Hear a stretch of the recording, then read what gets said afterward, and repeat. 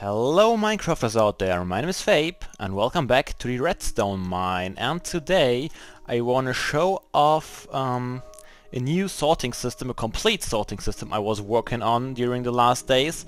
I set it up to sort all 16 colors of wool, and you know this design, I showed it off in the last snapshot video and I made a special video for it, so you know this already.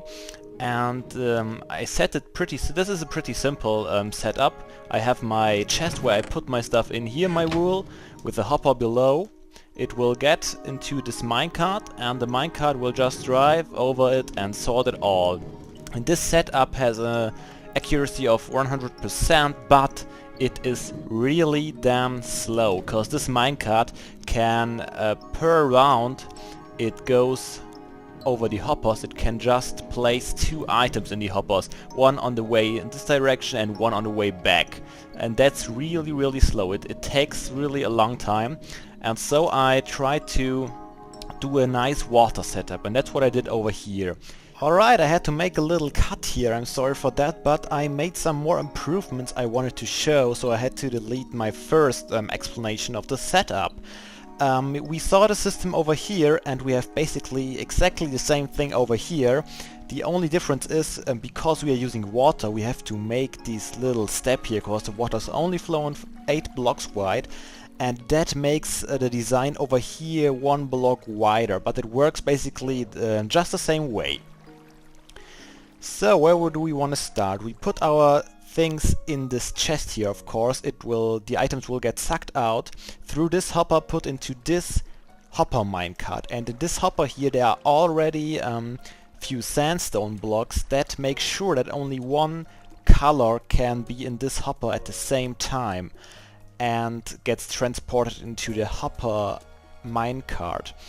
And that's how I make sure that the hopper minecart doesn't get filled up to the full capacity, and in this case the items would get stuck here in these hoppers, and I want to avoid this problem, and so I did it this way. I'm sure there are some other ways, but I decided to go this way, and as soon I had to say as soon as this slot gets empty here, this comparator will send a signal to white, and that will activate the powered rail, which sends the minecart up there, up to this hopper here. And these powered rails will get deactivated by this detector rail for a second, roughly a second, and that gives the items enough time to reach the dropper here, and then this comparator will make sure that these powered rails will stay inactivated as long as there are items in the dropper to be dropped out.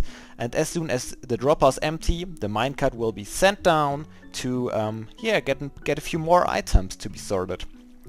And this dropper, of course, is just dropping the items into this water stream down here.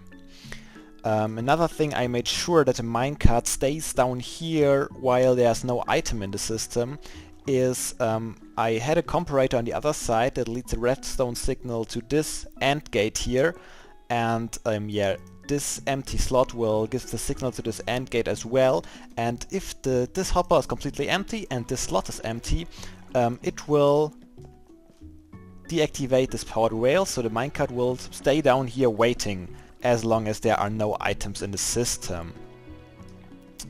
Oh, I should probably mention how I empty this dropper here. I'm using a clock here. First of all, I want to go with this design here because it's pretty cool, pretty simple. When you are putting stuff into the dropper, as long as there are something in here, it will get the redstone signal, and you may know the comparator points, when the comparator points into a dispenser or a dropper, it will constantly update it, redstone update it, and therefore it will shoot out items as long as there's something in it at a pretty fast pace here.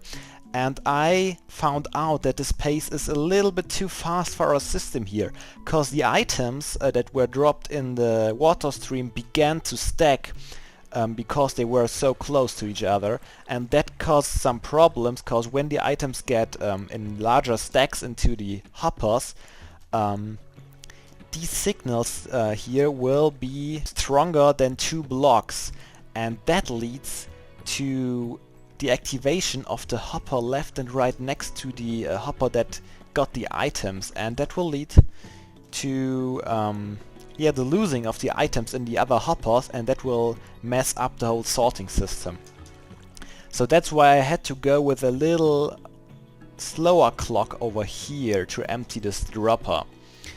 And yeah, this clock is also inactivated while there's nothing in the hopper. A dropper, as soon as there is something in the dropper, this comparator makes sure that this clock gets activated. So let's get this started. And while this is working, I will explain one more thing, or two more things I used here. And this is this minecart here. This minecart will stay up here as long as the other minecart is down there. As soon as it comes up, this minecart will get sent to the end of the water stream, and here it will wait and collect items that overshoot their hoppers they are supposed to go into. And that is my way to make sure that every item finds the hopper. It will wait here for the items, and if an item is too fast, like this one, actually it happens really rare, it will get into this this minecart, dropper minecart. Wow! We were quite lucky. Usually it happens a lot rarer with the items, but as soon as this minecart will get back down here when the dropper is empty, as you can see, it stays just there so it can fill the stuff in. Yeah, there we go.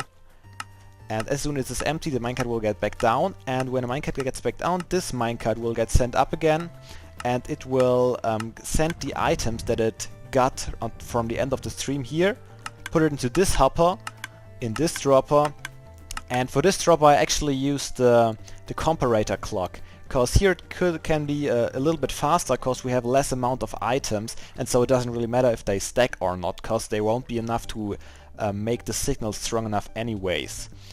So as you can see, our black wool was sorted as well, although it was the first time overshooting this hopper.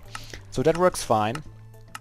And there was one more flaw I had to fix, and that is when there is the last time the minecart gets this stack out of this hopper here, sometimes it fetches one sandstone with it.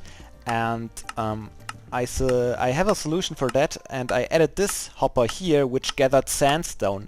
So the sandstone will get dropped there, it will get through the hopper, through the hopper, through the hopper, through the hopper, back into this hopper. So that solves that flaw. But that's basically it, I suppose. I know it's not a full-blown tutorial, but yeah, it would be quite a lot of work to make a full-blown tutorial, so maybe you can let me know if you are interested in it, and then I may consider doing it. But I wasn't actually sure, because there are still some small flaws in the system that occur on rare occasions that I didn't manage to fix yet, but I will work a little bit more on it. Maybe I can do it. But yeah, the basic shape works pretty fine, and it's very reliable. We can sort everything here, and of course not just wool. We may even can make another step here to sort some more items. There was a yellow one that gets back in here, so you can see this works fine.